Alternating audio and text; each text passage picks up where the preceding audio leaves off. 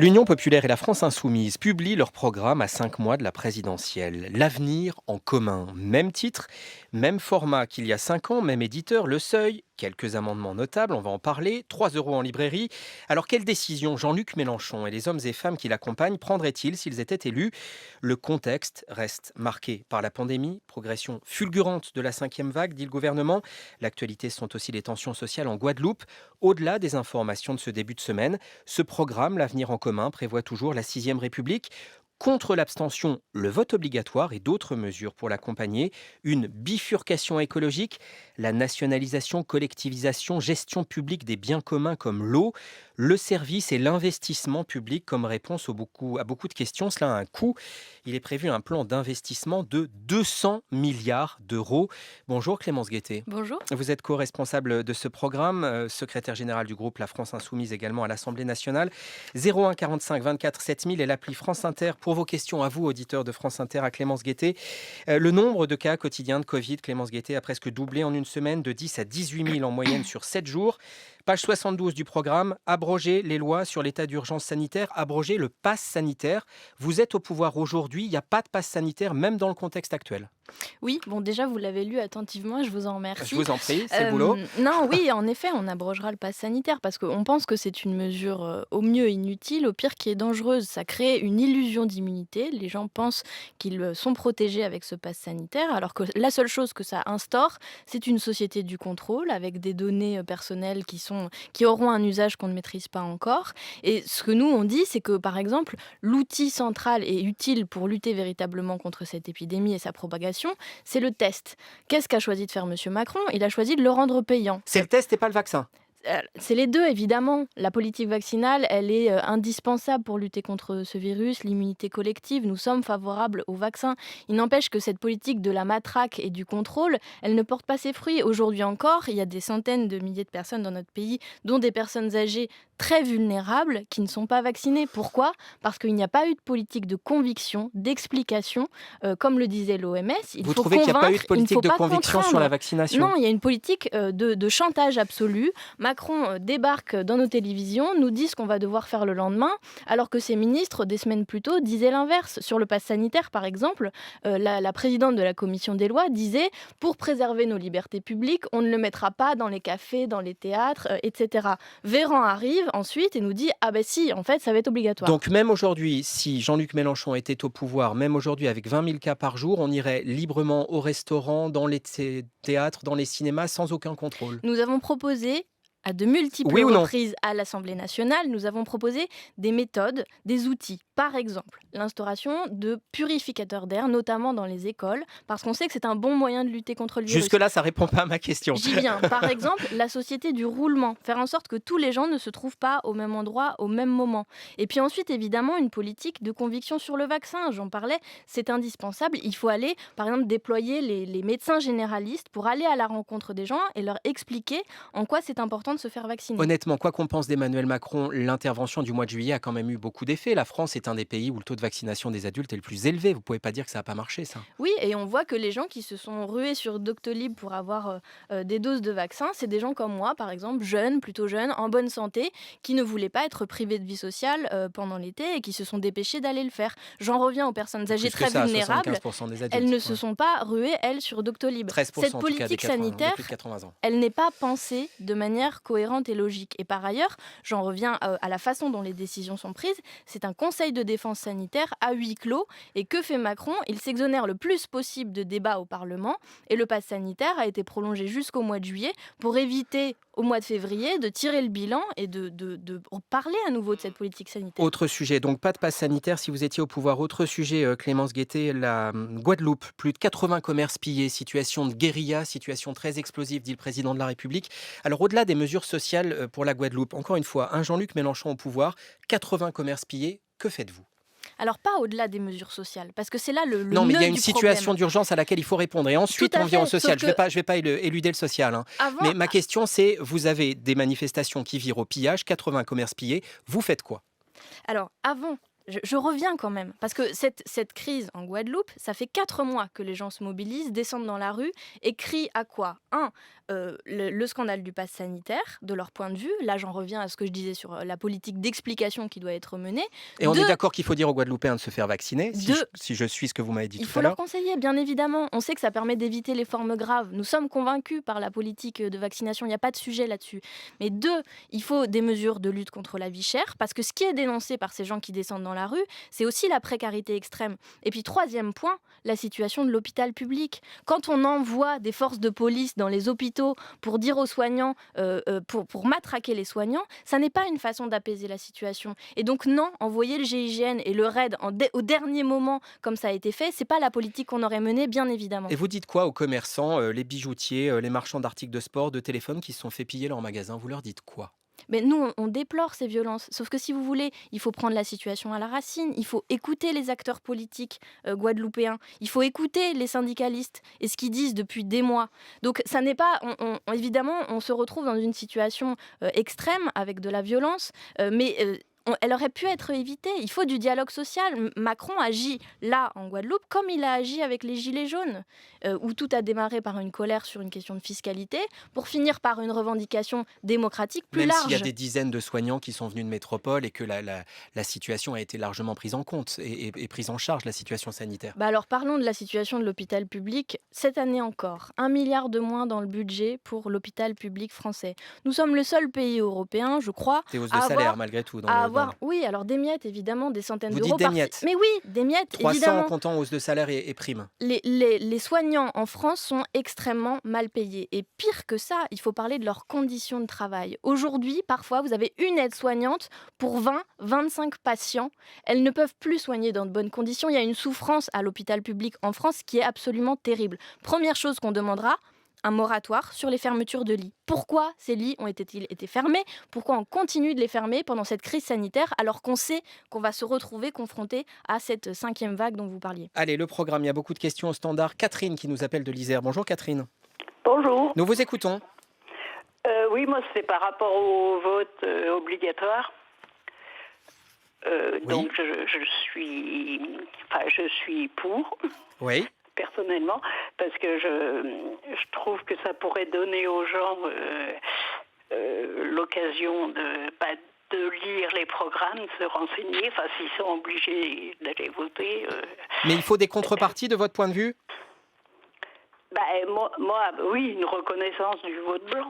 Clémence Guettet, est-ce que... Alors, je lis le chapitre 4, point 4, chapitre 1, démocratie, institutions, république permettant l'intervention populaire, donner le droit de vote à 16 ans, mettre en place le vote obligatoire, mais oui, il y a des contreparties, reconnaître vote blanc et instaurer un seuil de vote exprimé pour valider une élection. Mais vote obligatoire. Oui. Déjà, merci à Catherine pour sa question.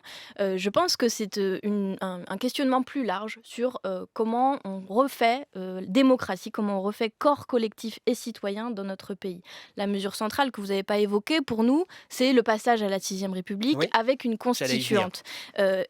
C'est une série de mesures qui se tient dans son ensemble. Vous le disiez, la contrepartie du vote obligatoire pour nous, c'est la reconnaissance du vote blanc. C'est dire aux gens, il y aura possibilité d'exprimer et de reconnaître le fait que s'il n'y a pas d'option politique qui vous satisfait, le vote blanc est pris en compte dans les résultats. Et la reconnaissance d'un seuil, ça veut dire Voilà. qu'au régional et au départemental, il y a un paquet de gens qui ont été élus qui ne l'auraient pas été selon ces règles-là.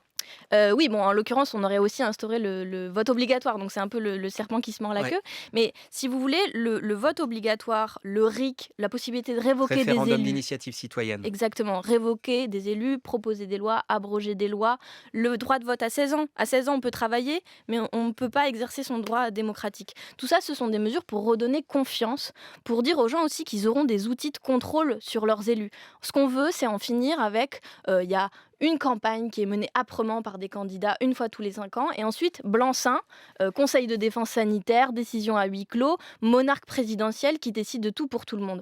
Nous, on veut que les élections, ce soit avec le peuple. Le référendum d'initiative citoyenne, quel seuil de signature de citoyens pour déclencher ce référendum? Aujourd'hui, il y a le référendum d'initiative partagée. Il faut en gros 5 millions de signatures pour mettre un C'est sujet très sur la... dur. Combien alors? Alors nous, on va étudier plusieurs hypothèses. On avait parlé d'1 million de signatures à Oui. un moment donné. Les grosses pétitions, par exemple, sur l'inaction climatique, ont atteint ces seuils-là. Le but, c'est que ce soit possible, mais qu'il faille une mobilisation populaire pour montrer qu'il y a une vraie attention à certains sujets. Et ça, on le déclinera dans une série de plans, j'en profite pour le dire. On ne s'arrête pas à ce programme. Il va y avoir une dizaine, vraisemblablement, de plans d'action gouvernementale pour préciser le calendrier de mise en œuvre et ce type de précision, notamment sur la 6ème République et les outils de reconquête démocratique. Jules au standard. Bonjour Jules, Oui, bonjour. qui nous Bonjour, appelait de Madame Vendée. Guettet. Oui, ma question est très simple. Donc, est-ce que Jean-Luc Mélenchon, en cas de difficulté à rassembler, serait en mesure de s'effacer derrière une candidature commune, ou est-ce qu'on doit s'attendre encore à un éparpillement des voix à gauche dès le premier tour? Clémence Guettet.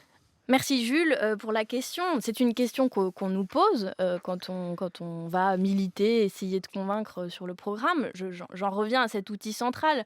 On est les premiers à proposer un projet présidentiel qui soit complet. Le but, c'est de dire on met les cartes sur la table. Vous dites comme les autres, oui pas à l'unité, mais c'est nous qui restons. Discutons de fond, en fait. Discutons de ces sujets. Souhaitez-vous que la gauche présente une candidature unique? Sondage IFOP hier dans le JDDU. Candidature unique France Insoumise, PC, PS, Verts. Réponse des sympathisants de gauche. Oui, 70%. Et tous, vous vous asseyez là-dessus. Et derrière qui? Est-ce qu'ils ont précisé dans votre sondage? Non, mais candidature unique et personne ne veut la faire. Nous, on a fait plusieurs propositions. Jean-Luc Mélenchon a tendu la main. Il a proposé une fédération populaire. Il a proposé de se rassembler autour de causes communes. À chaque fois, on a porte close. C'est étonnant parce que dès qu'on amène le sujet des discussions programmatiques, des discussions sur le fond, il n'y a plus personne. Que dit Anne Hidalgo, par exemple, sur le maintien dans la 5e République? Elle est pour. Nous, on veut la 6e. Qu'est-ce qu'elle dit Donc il pour n'y a pas d'unité l'ISF? possible, c'est ça que vous Flou. nous Qu'est-ce dites. qu'elle dit sur le nucléaire? Flou. Qu'est-ce que dit M. Jadot sur, par exemple, les traités européens qui vont, on le sait, être des freins par rapport à la politique qu'on veut mener sur le Il protectionnisme? n'y aura pas d'unité, il n'y aura pas de gauche au second tour. Nous, en tout cas, on est en campagne. On tend la main pour des discussions sur le fond. Jean-Luc Mélenchon s'y est dit prêt, il l'est. Patrice au standard.